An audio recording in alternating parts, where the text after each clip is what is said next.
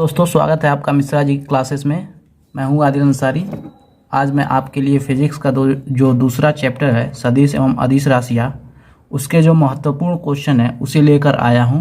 तो total 10 question है जिसमें से आपको एक होमवर्क दिया जाएगा।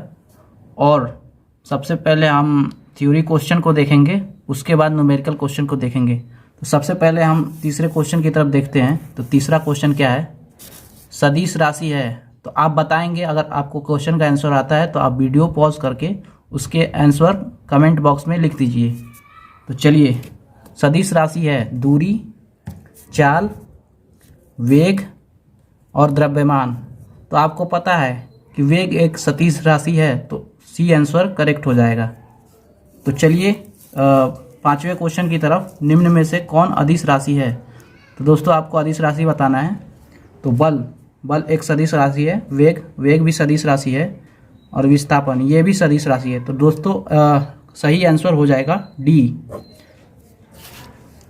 तो चलिए अब छठवें क्वेश्चन की तरफ देखते हैं। छठवां क्वेश्चन क्या कह रहा है? दो सदिशों का परिणामी अधिकतम होगा जब उनके बीच का कोण हो। तो दोस्तों मैंने आपको बताया था कि दो सदिशों का परिणामी कब अधिकतम होता है? जब उनके बीच का कोण 0 अंश हो, यानी कि ऑप्शन नंबर ए सही हो जाएगा। चलिए दोस्तों सातवें क्वेश्चन की तरफ आते हैं। सातवां क्वेश्चन क्या कह रहा है कि निम्न में से कौन सदिश राशि है? तो दोस्तों सदिश राशि वैद्युत क्षेत्र एक सदिश राशि है, तो सही आंसर हो जाएगा बी। आठवां क्वेश्चन क्या कह रहा है कि दो सदिश का परिणामी न्यूनतम होगा जब उनके बीच का कोण होगा। दोस्तों मैंने आपको बताया था कि परिणामी कब न्यूनतम होता है और कब महत्तम होता है। तो जब उनके बीच का कोण 180 अंश होता है तो परिणामी जो होता है न्यूनतम हो जाता है। तो सही ऑप्शन क्या होगा? डी। हम नौवें क्वेश्चन की तरफ देखते हैं। निम्न राशियों में से कौन सी सदिश नहीं है? तो आपको ऐसी राशि बताना है जो सदिश नहीं है। तो विस्थापन ये भी सदिश है, त्वरण भी सदिश है, रेखीय संवेग भी सदिश है। दोस्तों ऑप्शन नंबर ए जो कि एक गतिज ऊर्जा है, ये एक अदिश राशि है। तो हर तरह की ऊर्जा जो है वो अदिश राशि होती है। तो सही ऑप्शन का उत्तर हो जाएगा ए। चलिए पहले न्यूमेरिकल क्वेश्चन को देखते हैं। तो कह रहा है कि 12 न्यूटन तथा 5 न्यूटन के दो बल हैं और अल्फा कोण बनाए हुए हैं और उनका परिणामी जो है 13 न्यूटन है। तो अल्फा का मान पूछ रहा है। तो सबसे पहले आप परिणामी का सूत्र लिख लीजिए। तो आर बराबर कोष्टक में रूट में P square plus Q square plus 2pq cos theta. तो आप आर की वैल्यू पता है आपको, तो 13 न्यूटन, और पी की वैल्यू क्या रखेंगे? 12, यानी 12 का स्क्वायर प्लस, और क्यू की जो वैल्यू है वो 5 square plus 2 into 12 into 5 into cos alpha. ठीक है, तो आप दोनों पक्षों का वर्ग कर देंगे तो ये बन जाएगा 169, और रूट में 144 प्लस 25 प्लस 12 5 60 और 60 दूना का 120 कॉस अल्फ़ा।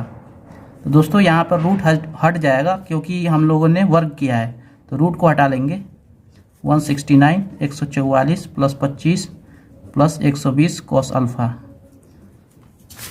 ठीक, तो ये दोनों मिलके 169 हो जाएगा, और यहाँ भी 169 है, तो ये कट कर 0 हो जाएगा, प्लस 120 कॉस अल्फ़ा ये बचेगा। 120 कॉस अल्फ़ा क्या हो जाएगा? बराबर 0। तो अल्फ़ा बराबर क्या लिख लेंगे? कॉस अल्फ़ा बराबर लिखेंगे अभी। तो कॉस अल्फ़ा बराबर 0। तो अल्फ़ा का मान क्या हो जाएगा? पाई बटा में 2। तो ये होगा सही करेक्ट आंसर, क्या हो जाएगा? डी। क्वेश्चन नंबर 2 देखते हैं क्या कह रहा है। P तथा Q परिमाण वाले दो सदिशों के अधिकतम तथा न्यूनतम परिणामी का परिमाण 3 संबंधे 1 के अनुपात में है, तो संबंध सही है। तो आपको सही संबंध निकालना है। तो सबसे पहले मैं बता दूं, जब दो सदिश दिए रहे तो उनका परिणामी यानी R अधिकतम तब होगा जब उनको जोड़ा जाएगा। तो P प्लस Q ये अधिकतम वाला वैल्यू है, और P माइनस Q ये न्यूनतम वाला वैल्यू है, यानी कि जब उसको घटाया जाएगा तो न्यूनतम मान आएगा उनके परिणामी का। तो इनका अनुपात दिया है 3/1। तो चलिए अब इसको हल करेंगे। तो तिर्यक गुणा कर लीजिए, P प्लस Q बराबर 3P माइनस 3Q। आप यहाँ पे 2p हो जाएगा, 2p बराबर 4q, तो p बराबर क्या हो जाएगा 2q। तो सही ऑप्शन होगा ऑप्शन नंबर सी। एक क्वेश्चन की तरफ देखते हैं क्या कह रहा है कि दो समान वेक्टरों का परिणाम शून्य है यानी कि r बराबर 0, तो उनके बीच का कोण होगा यानी कि अल्फा पूछ रहा है। तो इसके बारे में सबसे पहले आप देखेंगे कि सदिश क्या लेंगे। तो मान लीजिए आप सदिश p ले रहे हैं और दूसरा सदिश q ले रहे हैं, तो चूंकि दोनों सदिशों का जो है मान बराबर है तो आप क्या लीजिए, तो p और एक और p ले लीजिए यानी कि दोनों बराबर है। तो चलिए आप सूत्र में लगा के देखते हैं कि क्या होता है। r बराबर रूट में p square plus p square plus 2p square cos alpha. तो r बराबर 0, तो आप दोनों पक्षों का वर्ग कर लीजिए, तो p square plus p square plus 2p square cos alpha. यहाँ से p स्क्वायर और p स्क्वायर 2p स्क्वायर हो जाएगा plus 2p square cos alpha. तो 2p स्क्वायर बाईं तरफ जाएगा तो क्या हो जाएगा 2p स्क्वायर माइनस में 2p स्क्वायर कॉस अल्फ़ा। तो 2p स्क्वायर और 2p स्क्वायर कट जाएगा तो बचेगा क्या, कॉस अल्फ़ा बराबर -1।